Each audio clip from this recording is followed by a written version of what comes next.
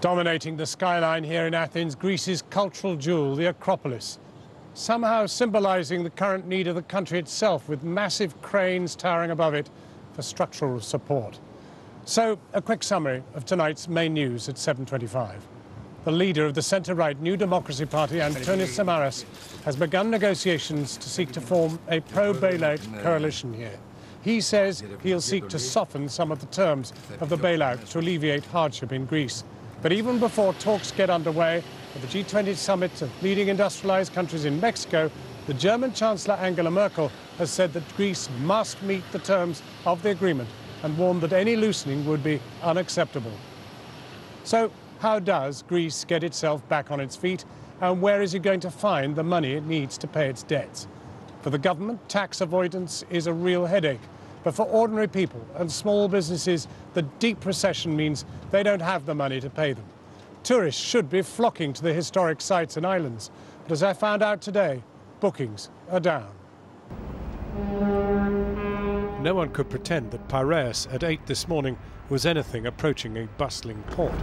Ferry traffic was light and only a sprinkling of tourists were to be seen. Even the commuting traffic was thin. This port services all the major Greek islands. Tourism is down at least 15%, maybe much more.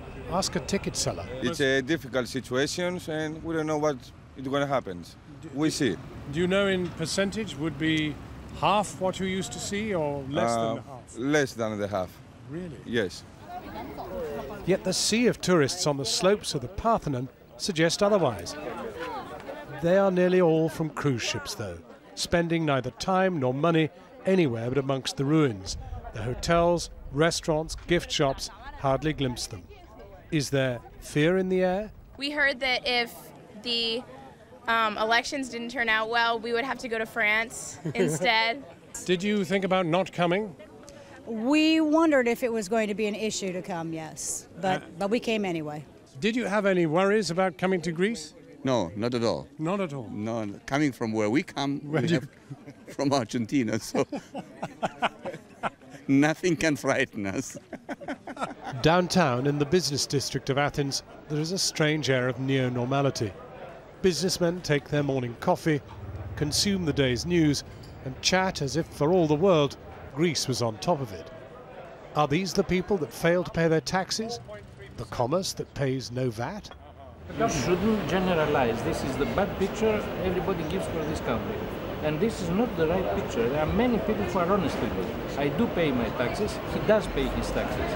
And many people are willing to pay their taxes and to save their country. Mr. Alivizatos and his wife have 2 children, one an architect here in Athens, the other with a job at the British Museum in London. At a neighbouring table, these men advocate Greece's austerity programme should continue unabated. None of this comes as any comfort here. This is the home of mask maker Manos Pondikakis and his family. As he shows me his work, he tells me the arts have run out of money in Greece and he rarely gets paid. His wife Yuli, employed on one of Greece's top newspapers for 15 years, lost her job 9 months ago when the paper went bust. They have 3 children, one of whom is disabled. How do they manage? Well, her mother helps with food. And this flat, I mean, does it belong to you? Do you rent, or how do you... Is there any danger that you lose the flat? Yes. Yes, it's not ours.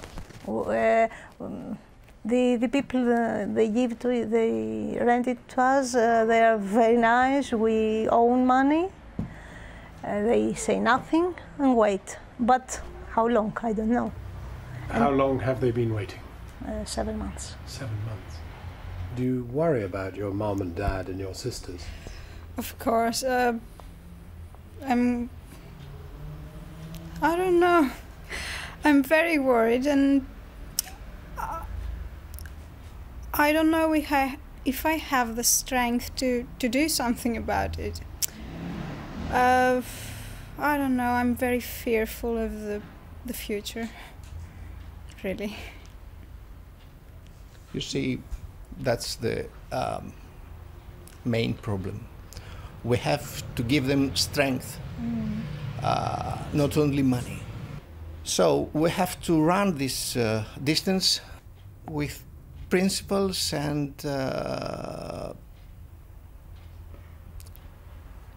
what we are, not with what we have. Yes, yes.